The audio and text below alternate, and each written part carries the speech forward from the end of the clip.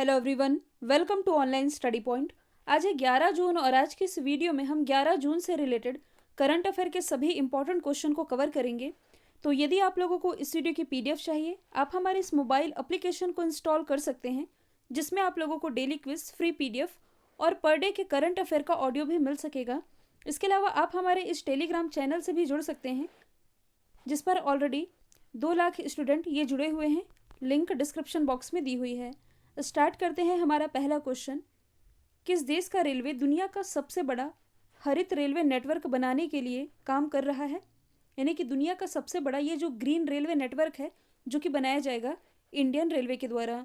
यदि आप लोगों को याद होगा तो कुछ समय पहले मैंने आप लोगों को बताया था कि हाल ही में एक रिपोर्ट जारी की गई है, जिसमें यह बताया गया है कि दुनिया में कार्बन का सबसे ज़्यादा उत्सर्जक देश जो कि है चाइना, इसके बाद यूएसए और तीसरे स्थान पर भारत का स्थान आता है।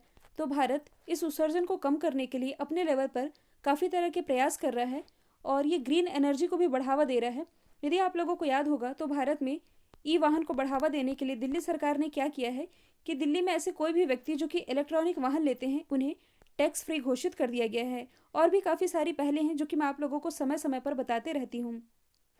तो यहाँ इंडियन रेलवे के द्वारा ये फैसला किया गया है कि 2030 से पहले पहले ज़ीरो कार्बन उत्सर्जन ये बनाया जा सके पूरी तरह से इंडियन रेलवे को। तो हरित ऊर्जा नेटवर्क बनाने के लिए ये जोर तोड़ से लग गया है। तो ये सारी योजनाएं या ऐसे फैसले इसलिए किए जा रहे हैं ताकि जो जलवायु परिवर्तन यानी कि क्लाइमेट चेंजेस की समस्या है, इसे किसी तरह से निपटा जा सके। तो एक पहल है इंडियन रेलवे की। और प्रेजेंट टाइम में हमारे रेल मंत्री कौन है? पीयूष गोयल जी। इंडियन रेलवे से ही रिलेटेड कुछ इंपॉर्टेंट पॉइंट हम डिस्कस कर लेते हैं, जैसे कि भारत की पहली ऑक्सीजन एक्सप्रेस जो कि चलाई गई विशाखापट्टनम से मुंबई के बीच, भारत की पहली किसान रेल जो कि महाराष्ट्र के देवलाली से लेकर के बिहार के दानापुर के बीच चलाई गई। इंडियन रेलवे के ही द्वारा विश्व का सबसे ऊंचा रेल पुल ये कहाँ बन रहा है? जम्मू कश्मीर में। ये इंपॉर्टेंट है। और यदि पूछा जाए किस नदी पर बन रहा है, तो ये चिनाब नदी पर बन रहा है। और हाल ही में सबसे लंबी मालगाड़ी यानी कि रेलवे की ही जो सबसे लंबी मालगाड़ी है, जिसका नाम है वासुकी, इसने एक नया रिकॉर्ड सेट किया है। अगला क्वेश्चन है, 2021 में इकोनॉमिक इंटेलिजेंस यूनिट के द्वारा ग्लोबल लिवेबिलिटी रैंकिंग जारी की गई, जिसमें कि पूरी दुनिया में कौन सा शहर टॉप पर रहा है? ग्लोबल लिवेबिलिटी रैंकिंग कहने का मतलब है कि दुनिया में सबसे ज़्यादा रहने योग्य शहर कौन सा बना है। तो ये बना है ऑकलैंड। ऑकलैंड ये कहाँ पड़ता है? तो यदि आप न्यूजीलैंड का मैप देखेंगे, न्यूजीलैंड में ही ये जो आप देख रहे हैं यही है ऑकलैंड, जो कि बना है दुनिया का सबसे रहने योग्य शहर। तो यदि हम बात करें न्यूजीलैंड की, इसकी कैपिटल है वेलिंगटन, करेंसी है डॉलर। और यहाँ की जो प्राइम मिनिस्टर है, इनका नाम क्या है? Jessica Ardern. हाल ही में न्यूजीलैंड की कैबिनेट में शामिल होने वाली भारतीय मूल की पहली महिला कौन बनी है? तो ये बनी है प्रियंका राधाकृष्णन। ये है न्यूजीलैंड का ऊपरी हिस्सा और ये है निचला हिस्सा। इन दोनों के ही बीच में एक स्ट्रेट है, इसका नाम क्या है? ये है कुक स्ट्रेट। आप और क्या रिलेट कर सकते हैं? तो कुछ समय पहले ही न्यूजीलैंड के नीचे ही विश्व के 8वें महाद्वीप की खोज की गई है और इसे क्या नाम दिया गया है? जीलैंडिया। साथ ही जो न्यूजीलैंड है, ये क्लाइमेट इमरजेंसी के लिए कानून लाने वाला विश्व का पहला देश भी बन गया है। अब इस क्वेश्चन में बात की जा रही है दुनिया के पहले शहर की, तो आप अदर ऑप्शन को रिलेट कर सकते हैं, जैसे कि रशिया की जो कैपिटल है मॉस्को, ये किस मामले में टॉप पर रही है? तो हाल ही में जो ग्लोबल ट्रैफिक इंडेक्स रिलीज किया गया, यानी कि दुनिया में सबसे ज़्यादा ट्रैफिक ये रहता है रशिया की कैपिटल मॉस्को में। दूसरे स्थान पर रहा था मुंबई, भारत की तरफ से ये पहले स्थान पर रहा था। यदि हम बात करें चेन्नई की, जो कि तमिलनाडु की राजधानी है, हाल ही में जो सीसीटीवी सर्विलांस जारी किया गया, मतलब कि सीसीटीवी सर्विलांस के मामले में दुनिया में टॉप पर है चेन्नई। हांगकांग से आप लोगों को क्या याद आता है?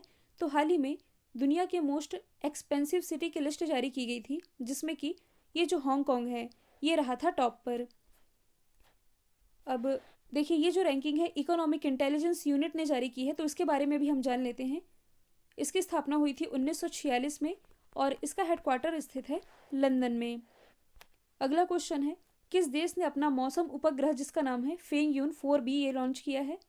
तो ये लॉन्च किया गया है चाइना के द्वारा। देखिए, चाइना के जितने भी मिशन होते हैं या जो भी सैटेलाइट होते हैं, ये इनके नाम से ही पता चल जाते हैं, क्योंकि ये एकदम हटके झटके होते हैं। तो चाइना के द्वारा ही इसका ये जो मौसम उपग्रह है फेंगयून 4B जो कि लॉन्च कर दिया गया है। और ये जो सैटेलाइट है इसे लॉन्ग मार्च 3B रॉकेट की मदद से लॉन्च किया गया है और इस रॉकेट का इस्तेमाल मौसम विश्लेषण, पर्यावरण और आपदा निगरानी के कार्य में किया जाएगा। लॉन्च किया गया है चाइना के द्वारा। तो आप मैप में देख सकते हैं चाइना की लोकेशन। चाइना जो कि जनसंख्या की दृष्टि से विश्व का सबसे बड़ा देश है और एशिया में यदि क्षेत्रफल की बात की जाए तो सबसे बड़ा देश ये चाइना ही है। रशिया हम इसलिए नहीं कहेंगे क्योंकि रशिया एशिया और यूरोप महाद्वीप दोनों में ही आती है। चाइना से रिलेटेड कुछ करंट के क्वेश्चन हैं, जैसे कि चाइना का जो मार्स मिशन है ये चर्चे में रहा था और इसी का एक रोवर है जिसका नाम है जुरोंग और ये यहाँ के अग्नि देवता के नाम पर रखा गया है। दूसरा आप ये याद रख सकते हैं, हाल ही में चाइना के द्वारा एक कृत्रिम सूर्य जो कि ओरिजिनल सूर्य से भी 10 गुना ज़्यादा शक्तिशाली है, इसका ट्रायल किया गया है और इसका नाम रखा गया है ईस्ट। तीसरा आप ये याद रखेंगे कि चाइना के द्वारा ही दुनिया का सबसे बड़ा रेडियो टेलीस्कोप डेवलप किया गया है, इसका नाम है फास्ट। फास्ट की फुल फॉर्म बनती है 500 अपर्चर स्फेरिकल टेलीस्कोप। और आप क्या रिलेट कर सकते हैं, तो देखिए ये जो आप देख रहे हैं ये है जिजुआंग शहर। ये क्यों चर्चे में आया था, तो बर्ड फ्लू वायरस का इंसानों में होने का दुनिया का ये जो पहला मामला है ये इसी शहर में देखने को मिला था और चाइना ने हाल ही में अपनी 3 चाइल्ड पॉलिसी को भी मंजूरी दे दी है। तो ये सभी फैक्ट है चाइना से रिलेटेड जो कि आप लोगों को कनेक्ट करके याद रखने हैं। 2021 के जितने भी इंपॉर्टेंट अवार्ड रहे हैं इससे रिलेटेड एक वीडियो अपलोड किया गया है, इसकी लिंक डिस्क्रिप्शन बॉक्स में दी हुई है, आप जाकर के देख सकते हैं। अगला है हाल ही में अब तक के सबसे बड़े डायनासोर जीवाश्म की खोज कहाँ की गई है, तो अभी तक ये जो दुनिया का सबसे बड़ा डायनासोर जीवाश्म है इसकी खोज की गई है ऑस्ट्रेलिया में और इसे क्या नाम दिया गया है, इसे नाम दिया गया है दक्षिणी टाइटन का।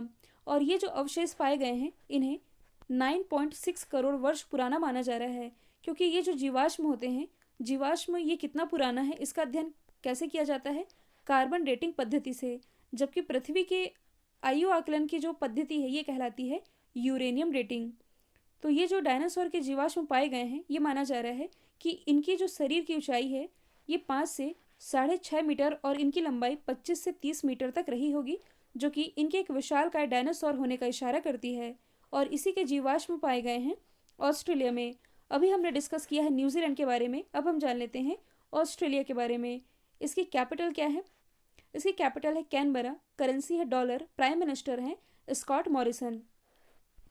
ऑस्ट्रेलिया और ये है तस्मानिया दोनों के ही बीच में स्थित है बास स्ट्रेट। तो यहाँ बास स्ट्रेट है और यहाँ हमने डिस्कस किया है कुक स्ट्रेट। ऑस्ट्रेलिया से रिलेटेड आप और क्या फैक्ट याद रख सकते हैं, तो बेल्ट एंड रोड इनिशिएटिव जो कि चाइना की पहल है और इसी से एग्जिट हो चुका है ऑस्ट्रेलिया। और BRI से एग्जिट होने के बाद ऑस्ट्रेलिया किस में शामिल हो गया, तो ये भारत के साथ स्क्राई पहल में जुड़ गया।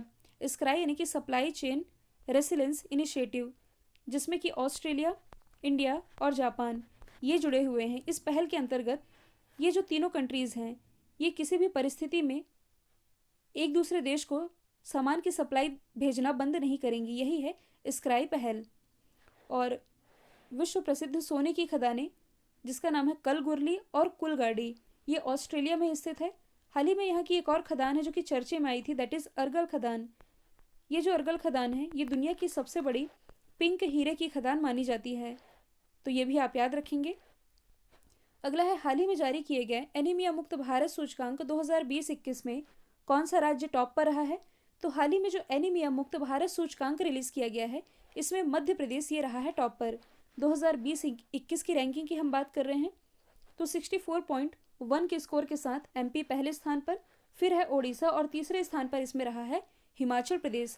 सबसे पहले हम जान लेते हैं मध्य प्रदेश के बारे में। इसे सोया स्टेट के नाम से भी जाना जाता है क्योंकि यहाँ सोयाबीन का सबसे ज़्यादा उत्पादन होता है, साथ ही सबसे ज़्यादा टाइगरों की संख्या ये मध्य प्रदेश में ही पाई जाती है। कितने टाइगर है, 526। और यदि आप लोगों को याद होगा तो साउथ अफ्रीका से जो चीते लाए जा रहे हैं इन्हें बसाया जाएगा मध्य प्रदेश का ये जो श्योपुर जिला आप देख रहे हैं, यहाँ जो कुनो नेशनल पार्क है यहीं साउथ अफ्रीका से लाए गए चीतों को बसाया जाएगा। ये जो आप देख रहे हैं छतरपुर वाला एरिया ये क्यों चर्चे में आया था, तो यहाँ स्थित है बक्सवाहा के जंगल जहाँ विशालतम हीरे के भंडार की खोज की गई है। ऐसा माना जा रहा है कि इस बक्सवाहा के जंगलों में 50 से भी ज़्यादा हीरा मिलने की संभावना है। ये जो आप देख रहे हैं बैतूल में स्थित है बाचा गांव जो कि सौर ऊर्जा से यानी कि 100% सौर ऊर्जा से संचालित भारत का पहला गांव है। और ये जो आप देख रहे हैं ये है होशंगाबाद। हाल ही में मध्य प्रदेश के मुख्यमंत्री शिवराज सिंह चौहान ने इसी होशंगाबाद का नाम बदल करके नर्मदापुरम करने की घोषणा की है। इसकी राजधानी है भोपाल। और मध्य प्रदेश की राजधानी भोपाल में ही भारत का पहला ई कचरा क्लिनिक स्थापित किया गया। तो ये सभी फैक्ट आप कनेक्ट करके याद रख सकते हैं। और इस क्वेश्चन में बात की जा रही है इंडेक्स टॉप किए जाने की। तो मध्य प्रदेश के बारे में हमने डिस्कस कर लिया। कर्नाटक, तो नीति आयोग के द्वारा इनोवेशन इंडेक्स यानी कि नवाचार सूचकांक रिलीज किया गया था। इंडिया इनोवेशन इंडेक्स टॉप पर रहा था कर्नाटक। हाल ही में नीति आयोग के द्वारा ही सस्टेनेबल डेवलपमेंट गोल यानी कि सतत विकास लक्ष्य जारी किया गया, टॉप पर रहा था केरल। नीति आयोग के द्वारा ही गुड गवर्नेंस इंडेक्स यानी कि सुशासन सूचकांक रिलीज किया गया, टॉप पर रहा था तमिलनाडु। देहिंग पटकाई किस राज्य का 7वां नेशनल पार्क बना है? तो कल ही मैंने आप लोगों को बताया था कि असम का 6वां नेशनल पार्क बना है। और अब असम का ही ये जो 7वां नेशनल पार्क बन गया है, जो कि है देहिंग पटकाई। देहिंग पटकाई इसे अब मान्यता दे दी गई है 7वें राष्ट्रीय उद्यान के रूप में। और इसे वर्षा वन के रूप में भी यानी कि वर्षा वन के नाम से भी जाना जाता है, जहाँ वनस्पति और जीवों की विविधता पाई जाती है।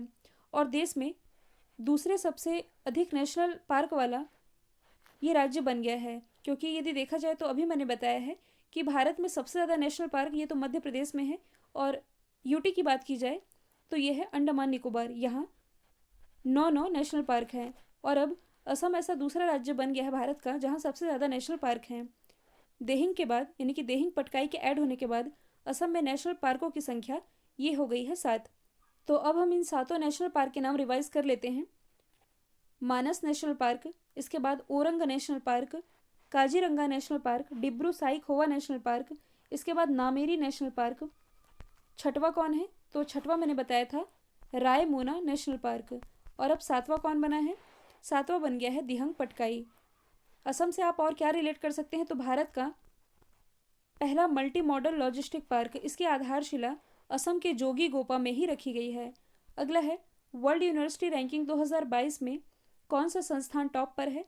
तो ये एक साल पहले की रैंकिंग रिलीज कर देता है, क्यूएस वर्ल्ड यूनिवर्सिटी रैंकिंग, जो कि हाल ही में जारी की गई है। इसमें टॉप पर रहा है MIT, दूसरे स्थान पर ऑक्सफोर्ड, तीसरे स्थान पर संयुक्त रूप से रहे स्टैनफोर्ड और कैम्ब्रिज विश्वविद्यालय।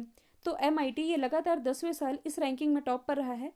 और भारत की यदि बात की जाए तो भारत की तरफ से लगातार चौथे बार टॉप पर रहा है IIT बॉम्बे, लेकिन इस साल ये 5 रैंकिंग नीचे आ गया है। ओवरऑल इसकी रैंकिंग है 177।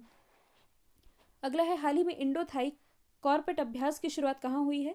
तो इंडो थाई कॉर्पेट अभ्यास की शुरुआत ये भी हाल ही में अंडमान सागर में की गई है।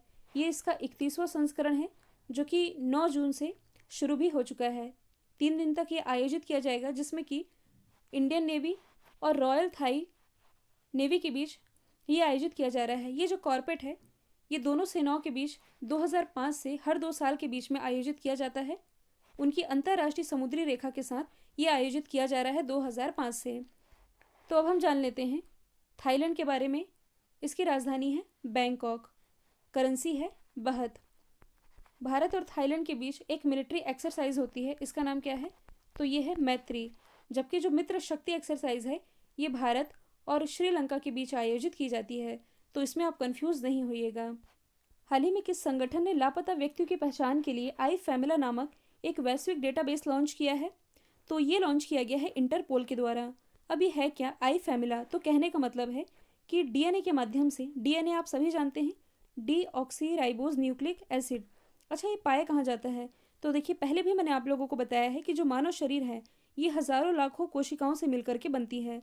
बहुत सारी कोशिकाएं मिलती हैं तब जाकर के किसका निर्माण होता है? टिश्यू का, टिश्यू यानी कि उत्तक का। और बहुत सारे उत्तक मिलते हैं तब जाकर के निर्माण होता है ऑर्गन का, यानी कि अंग का। और बहुत सारे अंग मिलते हैं, इन अंगों से किसका निर्माण होता है? मानव शरीर का। तो मानव शरीर के जो सबसे छोटी इकाई है ये कोशिका ही कहलाती है। इसी कोशिका में पाया जाता है क्रोमोसोम। इसकी संरचना कुछ ऐसे होती है, ये है क्रोमोसोम। हालांकि ये एग्जैक्ट मैं बना नहीं पाई हूँ। इसी क्रोमोसोम के यदि आप खींचेंगे तो ये है DNA, और इसे यदि आप और खींचेंगे कुछ इस तरह से, तब ये जीन का निर्माण होता है। और इस जीन की खोज की किसने थी? जोहानसन ने की थी। तो इसी DNA के माध्यम से ये पता चल सकेगा कि लापता व्यक्ति ये किस परिवार का सदस्य है, क्योंकि वह व्यक्ति तो अभी मिला नहीं है जिसे ढूंढना है। तो जिस व्यक्ति को ढूंढना है उसी के परिवार का DNA लिया जाएगा और जो व्यक्ति खोया है उसका पता करने में ये मदद कर सकेगा। तो DNA रिश्तेदारी मिलान का उपयोग ज़्यादातर उन मामलों में किया जाता है जहां लापता व्यक्ति का सीधा नमूना उपलब्ध नहीं होता है। मतलब कि मान लीजिए कोई व्यक्ति खोया है, उसका एग्जैक्ट नमूना मालूम नहीं है कि वह कैसे दिखता है या किस अवस्था में खोया था, तो ऐसे में इस DNA टेक्नोलॉजी का इस्तेमाल किया जाता है और इसी का इस्तेमाल अब करेगा इंटरपोल। इंटरपोल ये है क्या? तो ये दुनिया का सबसे बड़ा पुलिस संगठन है। इसकी स्थापना 1923 में हुई। हेडक्वार्टर इसका लियोन फ्रांस में स्थित है और इसका जो मोटो है ये है connecting police for a safer world. अगला क्वेश्चन है, ये क्वेश्चन रिवीजन के लिए रखा गया है। किस राज्य सरकार ने लड़कियों के लिए 33% के रिजर्वेशन की घोषणा की है? ऐसी घोषणा हाल ही में बिहार गवर्नमेंट के द्वारा की गई है ताकि बिहार की जो लड़कियां हैं ये इंजीनियरिंग और मेडिकल फील्ड में भी इंटरेस्ट ले सकें। इसी के लिए इन्हें 33% का आरक्षण दे दिया गया है। तो सरकार ये चाह रही है कि इन फील्ड में भी लड़कियों की संख्या में वृद्धि हो सके, इसलिए ये योजना लेकर के आई है, इन्हीं के रिजर्वेशन दे रही है। बिहार की यदि हम बात करें, राजधानी पटना, मुख्यमंत्री ये हैं नीतीश कुमार, उप मुख्यमंत्री हैं रेणु देवी जो कि बिहार की पहली महिला उप मुख्यमंत्री हैं। राज्यपाल है फागू सिंह चौहान, बिहार का शोक जो कि कहलाती है कोसी नदी। ये कुछ प्रोडक्ट हैं बिहार के जिन्हें GI टैग मिला है, जिसमें कि सबसे इम्पॉर्टेंट है शाही लीची। इसे 2018 में GI टैग दिया गया था और इसका पहली बार एक्सपोर्ट जो कि किया गया है ब्रिटेन को। एथेनॉल पॉलिसी जारी करने वाला ये भारत का पहला राज्य है। इसे डिजिटल इंडिया अवार्ड भी मिल चुका है।